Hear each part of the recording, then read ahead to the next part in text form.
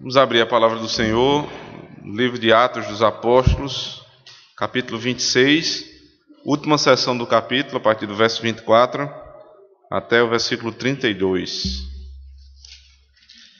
Terminando esse capítulo, ficam só 2 capítulos para que a gente termine a sequência de Atos.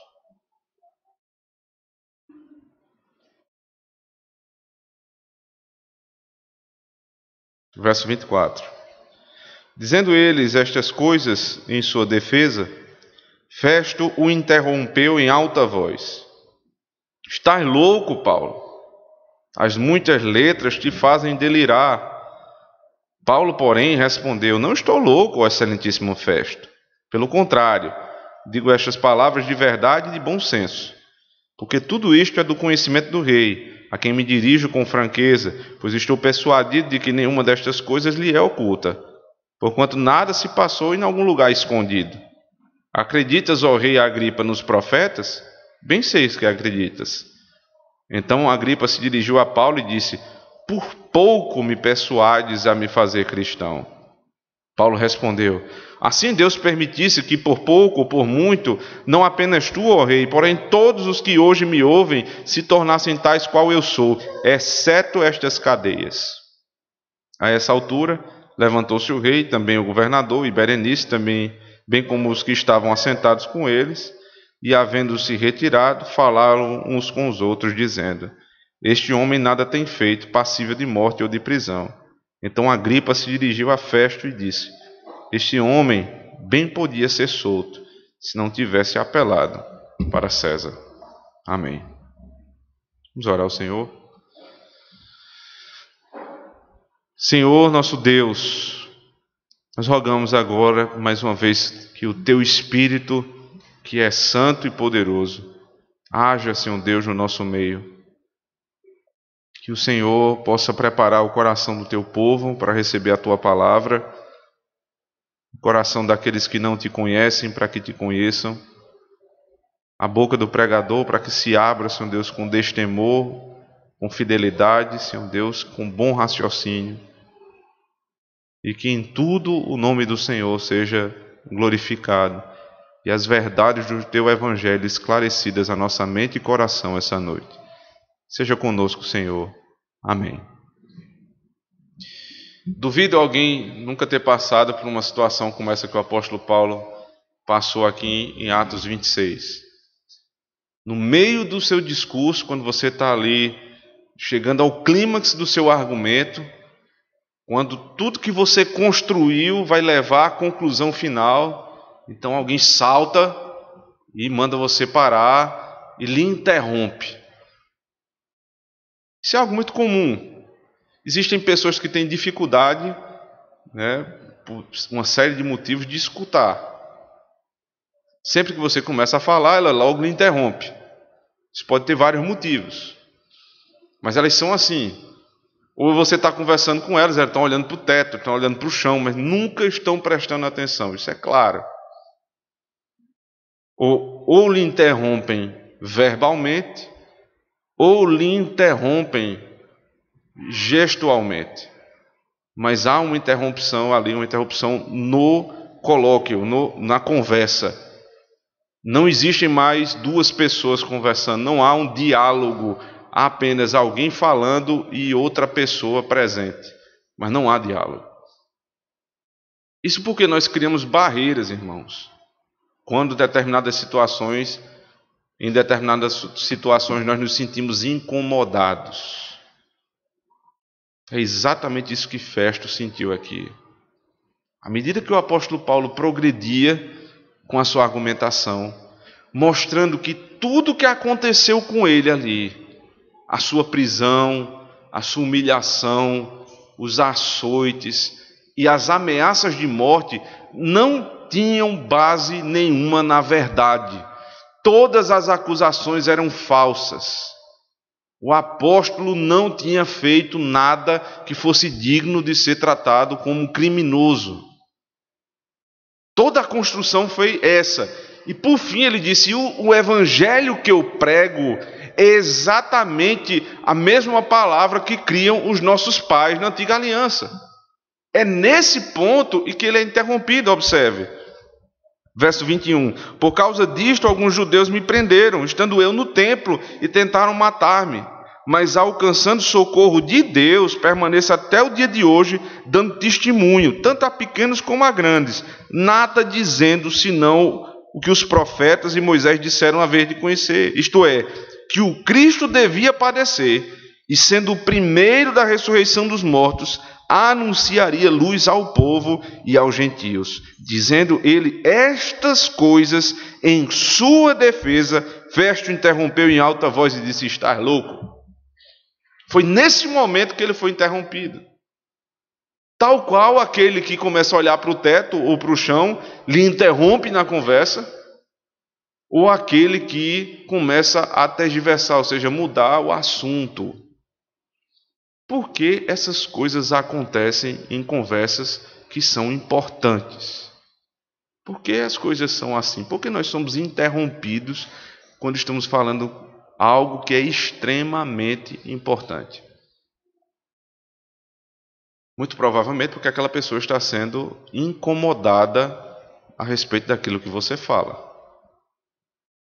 Esse incômodo, ele pode gerar duas reações. Ou você é incomodado e quer saber mais a respeito do que você não conhece, ou você é incomodado e você passa a reagir, seja com desprezo, olhando para o teto, para baixo, para outro lugar, ou rechaçando aquilo que foi dito, atacando o seu interlocutor. Mas, ambos os casos, a raiz dessas reações é a ignorância. E é uma coisa que Deus tem tratado muito nos últimos dias aqui. O problema é a ignorância. Eu não sei de uma coisa e aquilo está sendo apresentado, ou seja, a verdade está sendo revelada, como eu lido com a verdade que eu não conheço? Quando eu tenho oportunidade de aprender, como eu reajo a alguém que tem condições de me ensinar, mas que eu não sei exatamente como lidar com aquilo ali. Veja só, em primeiro lugar, antes de tudo eu preciso reconhecer que há uma ignorância que é chamada ignorância estrutural.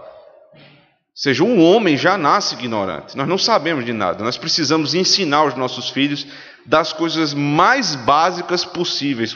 Por exemplo, você tem um processo na criação que é ensinar seu filho a ir no banheiro.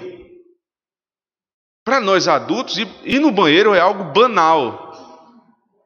É um ensino desprezível, mas para eles é extremamente importante.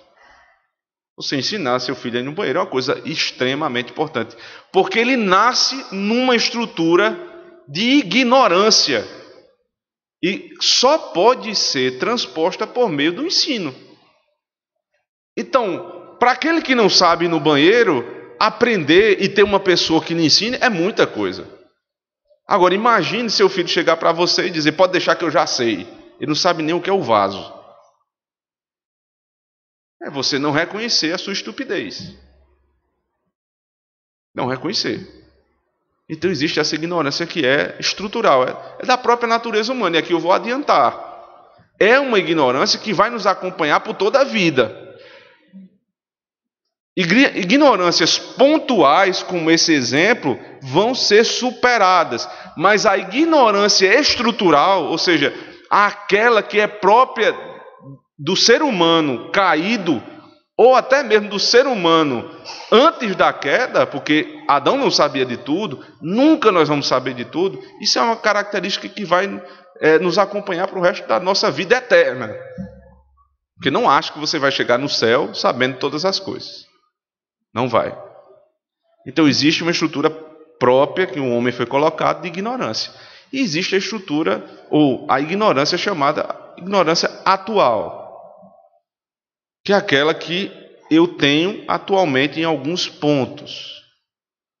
Como é que eu vou me livrar? A estrutural é impossível, porque faz parte da minha natureza. Mas a atual eu posso e devo me livrar. Porque essa estrutura, essa ignorância atual é aquilo que existe, que é verdade e que eu não sei. E que, por graça divina, eu sou apresentado em muitas situações. Como Festo está sendo apresentado aqui por meio do apóstolo Paulo. Como é que eu vou lidar com isso? Veja, primeiro eu tenho que saber que eu sou ignorante. Se eu não reconhecer minha ignorância, acabou. Isso aqui é o primeiro passo. Reconhecer que eu tenho pontos de ignorância. Existem pessoas que fazem até mapa da ignorância. Elas começam a estudar aquilo que elas não sabem. Então, esse ponto aqui eu não sei, isso eu não sei. Para saber disso eu preciso daquilo. Então, eles estudam, estruturam a sua própria ignorância para começar a buscar a verdade. Isso é um exercício de muita humildade. Porque os simples, os humildes, reconhecem a sua própria ignorância. Os tolos nunca a reconhecerão. Qual é o princípio da sabedoria? O temor a Deus. A humildade de dizer: Deus é superior a mim.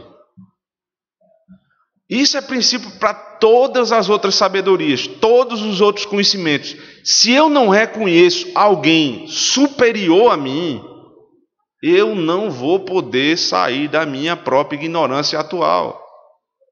Então, irmãos, o que é que eu estou tentando dizer com isso? Quando você tem oportunidade de ser ensinado, primeiro reconheça a sua própria ignorância, esteja consciente dela. Porque alguém que reconhece a sua ignorância já aprendeu que não sabe. E aprender que não sabe já é aprendizado. O que aprende uma coisa que não sabia, já aprendeu. O que não aprende, esse permanece no seu mesmo estado nebuloso, terrível da sua própria ignorância. Então, se Deus me dá a oportunidade de aprender, aprenda. Se submeta a alguém que sabe mais do que você. Ao longo da nossa vida, irmãos, nós deveríamos ter nos nossos mestres, nossos grandes exemplos de vida, nossas referências de aprendizado. E alguns são assim. Mas o próprio sistema de aprendizado ou de ensino que nós temos no nosso país, eu diria até no Ocidente hoje, não vou falar do Oriente porque eu não conheço quase nada, é um outro mundo. Mas no Ocidente, o que a gente tem hoje como base de ensino não é assim. Porque para você poder sair da ignorância, você precisa ser confrontado com ela. Mas o nosso sistema de ensino não é feito para que haja confrontação com o ignorante. Porque isso seria algo opressor. Eu não posso expor a ignorância do outro, porque isso seria uma grande opressão. Se você não expõe a ignorância do outro, ele nunca vai poder saber que precisa saber. Então é algo extremamente necessário e urgente. Primeiro, abandonar o orgulho. Em segundo lugar, confrontar a ignorância. E para aquele que aprende, se submeter à autoridade que alguém tem sobre determinado ponto de ensino. É o único jeito que tem de aprender mais. Qual é o jeito que não é solução? Falsear o conhecimento. Você vive você passa a ser uma pessoa falsa. Porque você falseia o conhecimento no sentido de que você não sabe, você não estudou, você não buscou, mas você leu ali seis linhas sobre aquele assunto, ou 1 ou 2 livros, e agora você falseia com linguagem que parece que você conhece sobre o assunto, quando na verdade você não conhece. Veja que todo o marketing que é feito hoje, para que você aprenda qualquer coisa, tem 3 pontos, pelo menos, a propaganda do ensino. Rápido, indolor e efetivo. Venha para cá, você vai aprender inglês em 6 meses. Pelo amor de Deus, o que é isso? Vai descer o dom de língua sobre a pessoa? Não aprende em 6 meses, meu querido. Você vai aprender 10 minutos por dia. É igual a propaganda de que você vai ficar magro, né? Com 3 minutos por dia, você fica em cima desse aparelho aqui, você fica como eu. Aí aparece o sujeito com as dobrinhas aqui na barriga. Só um tolo que vai cair nessa. Pois bem, irmãos, o conhecimento não é indolor, não é rápido e não vai ser efetivo dessa maneira. Conhecimento é algo de muito tempo. Você precisa se dedicar a conhecer, precisa ler muito, precisa buscar muito conhecimento até que ele venha. E principalmente, você precisa ter, em primeiro lugar, humildade. Senão, você vai ser como Festo. Dizendo ele estas coisas, em sua defesa, Festo interrompeu e disse: está louco. É a forma mais fácil de resolver calar a boca de alguém que está me incomodando. Você está louco. Porque aqui acabou o assunto, né? Quando você categoriza uma pessoa, acabou. Porque o louco, quem é o louco? O louco é o inimputável. É a pessoa que não dá conta de si mesmo. Ou seja, ele não pode receber punição pelos males que ele faz. Porque é uma pessoa que não está na sua sã consciência. Então tu é um louco, Paulo. Como nas discussões, hoje você está ensinando alguma coisa, aí o sujeito diz: isso aí você é porque você é radical. Pronto, acabou. Não tem mais discussão. Porque se eu sou radical, tudo que eu vou dizer a partir de agora não tem mais sentido, é radicalismo. Você só diz isso aí porque você é de extrema direita. Acabou. Você categorizou, o cidadão qualificou como algo que não presta. Então tudo que sai da boca dele não presta. Isso é de uma baixeza moral muito grande, irmãos. Porque o que o apóstolo Paulo estava fazendo aqui era argumentando com o evangelho e racionalmente. Ele não era louco. E aí Festo acha pouco e diz o motivo da loucura. Ele diz: as muitas letras te fazem delirar. Ou seja, estudou tanto que ficou doido. Basicamente foi isso que ele disse. E como é que é? Quer dizer que porque eu conheço muito, eu sou louco? Mas não é o contrário? A tolice, a insensatez não é ignorância? Não é assim que trabalha Satanás, nos deixando cada vez mais ignorantes para que o mal sobrevenha sobre nós? Então agora é o contrário?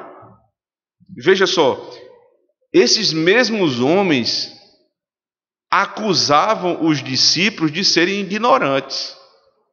Não dê crédito a esses aí, não são os pescadores, não sabem de nada. Aí quer dizer, os outros não deveriam ser ouvidos porque não sabiam de nada. Agora, Paulo, porque sabe muito, também é louco, porque estudou tanto que ficou assim. Paulo sabiamente volta a conversa para a sanidade. Veja como é que ele trata, verso 25. Paulo, porém, respondeu: não estou louco, ó excelentíssimo Festo. Que domínio próprio desse homem. Você é chamado de louco, quando o louco é o outro, mas porque ele tem autoridade constituída por Deus, você respeita a autoridade. E chama o outro de excelentíssimo Festo. Não é um respeito à pessoa de Festo, porque Festo não merecia respeito nenhum. Lembre-se que ele inclusive tentou subornar Paulo. Mas é o cargo que ele ocupa, a autoridade que Deus deu a ele. Excelentíssimo Festo. Não estou louco. Pelo contrário, digo palavras de verdade e de bom senso. O que eu estou dizendo aqui é uma argumentação lógica. O que foi prometido na antiga aliança, o que os nossos pais esperavam, se consumou em Cristo. Ele havia provado que o que todos os judeus esperavam se consumou no Senhor Jesus Cristo. Como é que isso é loucura? Então eu não sou louco, eu estou falando a verdade. E mesmo assim, ao falar a verdade, eu não falo como louco, eu falo de bom senso. Provavelmente aquela loucura também foi atribuída ao ápice do discurso do apóstolo Paulo. Porque o discurso é assim, você começa a falar e a tendência é que quando você vai se aproximando do clímax, os seus gestos mudam, o seu semblante muda, o tom de voz, o volume, tudo muda, porque você está conduzindo a conversa para o clímax. Foi justamente nessa hora que Paulo deveria estar gesticulando muito que ele foi chamado de louco. Veja, mas está aqui em discussão a minha fala, o meu conteúdo ou o meu modo de falar? São sutis as acusações de Satanás. Falam como loucos, porque pegam um trecho de um sermão onde o pregador está ali realmente envolvido emocionalmente com a verdade profunda que está sendo dita e diz, veja, só pode ser louco. Aí você descredenciou ali, aparentemente, o discurso. Ele diz, não sou louco, eu estou falando a verdade de bom senso. Verso 26. Porque tudo isto é do conhecimento do rei, a quem me dirijo com franqueza. Que sabedoria de Paulo, mais uma vez, né? Ele estava falando com Festo o interrompeu e não queria conversa. O que foi que ele fez? Eu não estou falando com você, Festo, eu estou falando com o rei, Agripa. Por que ele virou-se para falar com Agripa? Porque Agripa era um prosélito judeu, que conhecia exatamente do que se tratava o Antigo Testamento. Então você é um ignorante, você não sabe do que eu estou falando com o rei, a quem me dirijo com franqueza, pois estou persuadido de que nenhuma destas coisas lhe é oculta, porquanto nada se passou em lugar escondido. Ou seja, espera aí, eu não estou tratando aqui de uma coisa que aconteceu num quarto fechado. Qual era o tema? Ressurreição. Como é que se deu a ressurreição? Publicamente. Espera aí, eu sou louco?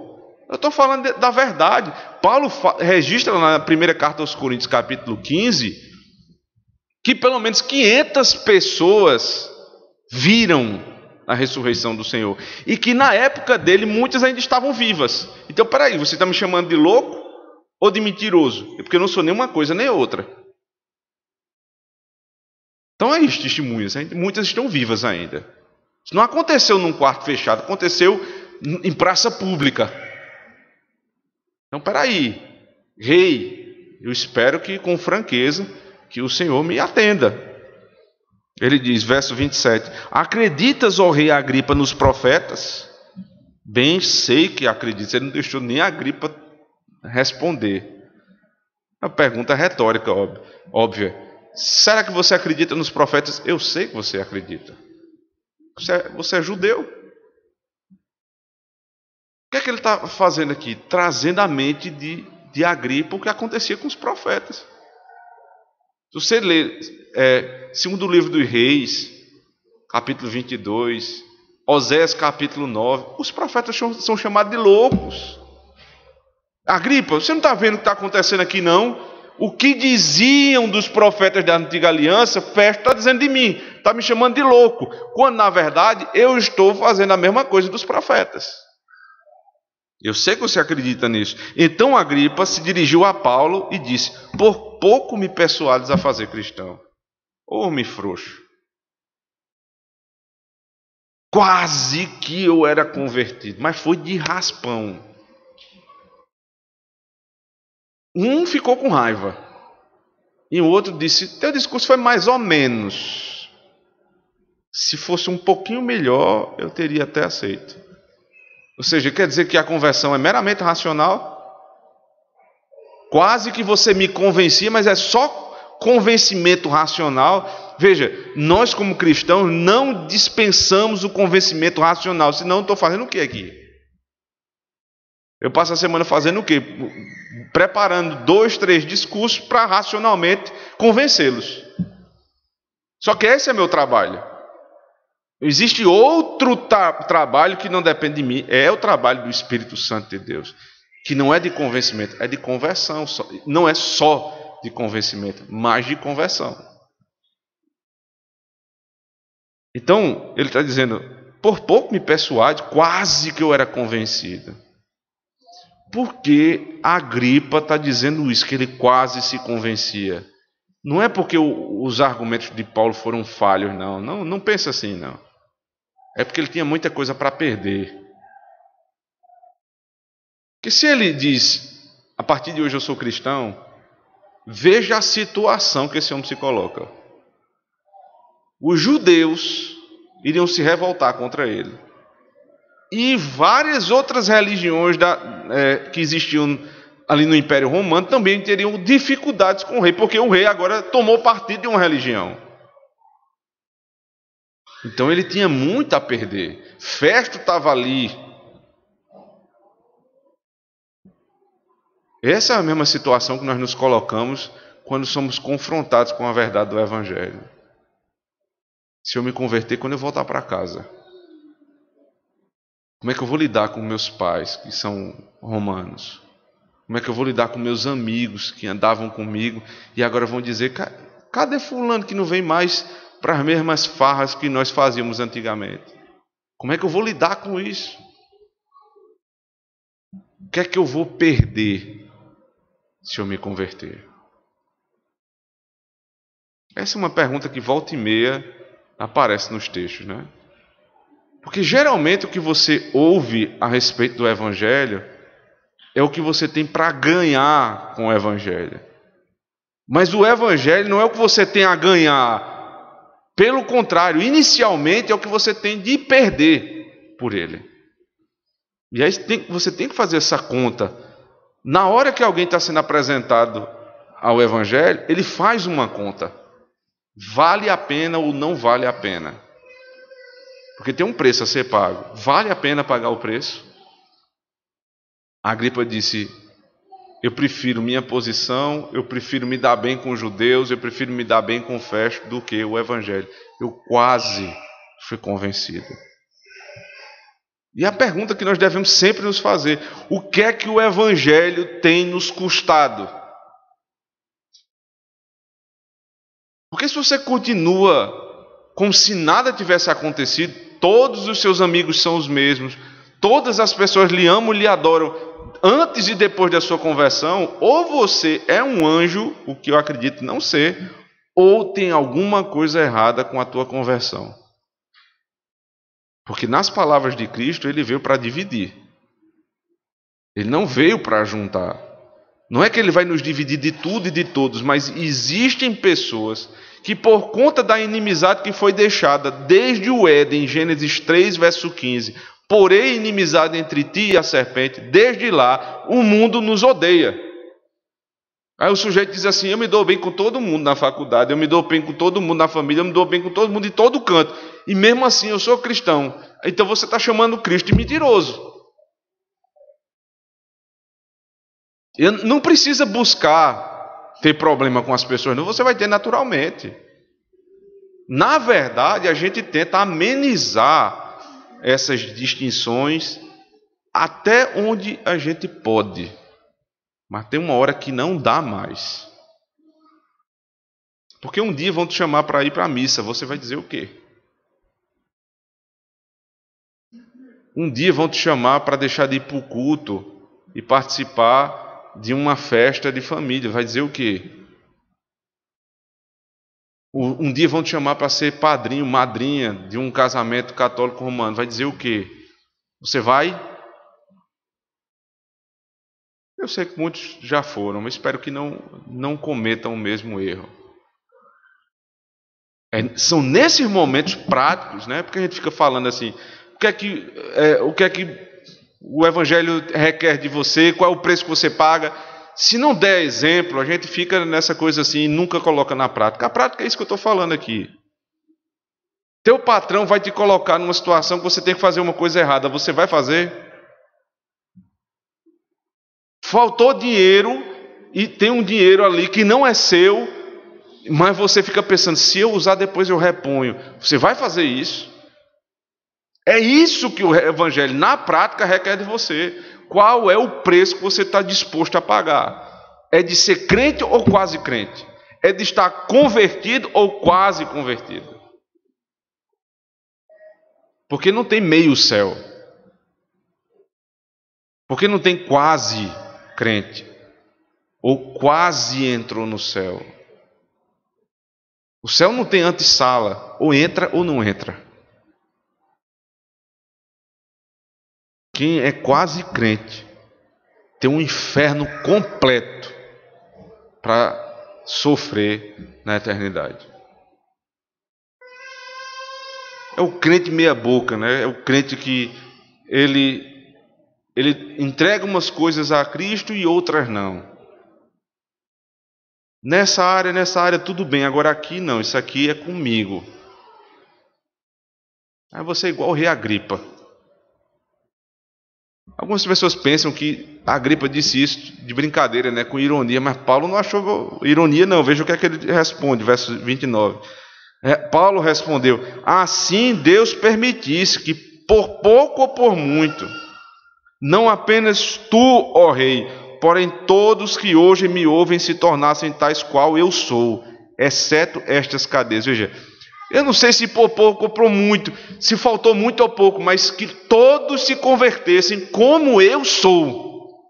Então, qual é a referência de conversão? Não é quase crente, é crente como um todo, como o apóstolo Paulo é. Essa é a referência de conversão. Ele disse: eu só quero uma coisa, que vocês não sejam como eu sou. Ele deve ter levantado ali as algemas e disse: só não nessas cadeias. Que homem parecido com Cristo. Porque ele estava sofrendo por conta do Evangelho. E aqueles homens eram instrumentos do sofrimento. Ele deseja a salvação deles, mas não deseja o sofrimento. Porque o que foi que Cristo fez na cruz? Ele tomou sobre si as nossas dores. Ele sofreu no nosso lugar, para que nós fôssemos como Ele, menos nas suas cadeias. Paulo está dizendo exatamente o que Cristo disse na cruz do Calvário. Eu prego para que vocês se convertam, mas eu não quero que vocês sofram como eu estou sofrendo. Não quero esse preço para vocês. Qual é o desfecho final desse capítulo, verso 30? A essa altura levantou-se o rei, e também o governador e Berenice, bem como os que estavam assentados com eles. E havendo-se retirado, falavam uns com os outros, dizendo: este homem nada tem feito passível de morte ou de prisão. Então Agripa se dirigiu à festa e disse: este homem bem podia ser solto se não tivesse apelado para César. Chegou aqui o veredito final: ele é inocente. Não só para crimes de morte, para qualquer tipo de crime, ele nem preso não deveria estar. Paulo chegou com a verdade e foi com ela até o fim. Não importava para o apóstolo o resultado. Ele começou e terminou com a verdade. E o final é que a verdade se estabeleceu. Só que a pregação da verdade, o ensino na verdade, não quer dizer que o resultado seja benéfico para mim, mas que resulta em glória para Deus. Você pode ser preso, você pode ser injuriado, você pode ser perseguido, você pode sofrer, mas sofra pela verdade. É uma bênção você poder sofrer pela verdade. Agora é uma desgraça você viver bem com a mentira, com o engano, com a ignorância. É uma desgraça. Olharam um para o outro e disseram: não vejo nada demais aqui. O problema é porque ele apelou para César. Veja, o problema aqui é meramente burocrático, o problema é processual. Se ele não tivesse feito isso, dava para a gente dar um jeitinho aqui. Tudo conversa fiada. Porque quando eles quiseram dar jeitinho para o mal, eles deram. Mas agora, para salvar um homem, eles não têm uma forma, porque mais vale a forma do processo do que o bem da verdade. Quanta hipocrisia há no nosso meio em relação a coisas desse tipo. Porque a forma vale mais do que o conteúdo. Isso é uma bobagem sem tamanho. Salvar esse homem que importava. Porque de que vale uma lei se é uma lei que vai levar um inocente para a prisão e para a morte? Eu fico pensando do lado de Paulo, o que é que ele imaginou, né? Escutou isso, ele ficou sabendo disso aí, certamente. Ficou pensando: se eu não tivesse dito isso, se eu não tivesse apelado para César. Eu era para ter pensado melhor, acho que eu fui impulsivo demais, não precisava ter apelado naquela hora, era para ter esperado mais um pouquinho, que só assim eu não ia continuar nesse processo. Você não vê Paulo dizendo nada. O texto simplesmente se cala. Por quê? Porque o apóstolo Paulo está sendo encaminhado para Roma. Porque em Atos 23, verso 11, Cristo assentou-se de lado do apóstolo na sua cama e disse: eu vou te levar para Roma. E aí, quem está imbuído de buscar a verdade a todo custo, não importam os meios da providência de Deus para nos fazer aquilo que Ele quer. O que nos importa é fazer o que Deus quer. Então, se o Senhor quer que por meio da mentira dos homens, de falsas acusações e de um processo todo torto, eu vá para Roma, o que importa é eu ir lá pregar para o rei, para o imperador. É isso que importa. Ele estava disposto a tudo para falar da verdade. O ignorante, o tolo, o insensato, não aguenta nem ouvir. Dá comichão nos ouvidos. Ele rechaça, ele repudia a verdade. A grande pergunta que fica no final desse sermão é: você realmente tem vivido em busca do conhecimento da verdade? Faça um teste quando alguém vai lhe ensinar. Veja se você tem sido humilde, veja se você tem parado para ouvir e se você tem reconhecido os seus pontos de ignorância atuais. Só assim é possível buscar verdadeiramente a realidade, a verdade que vem do Evangelho. Senão, como Festo, você vai interromper as pessoas.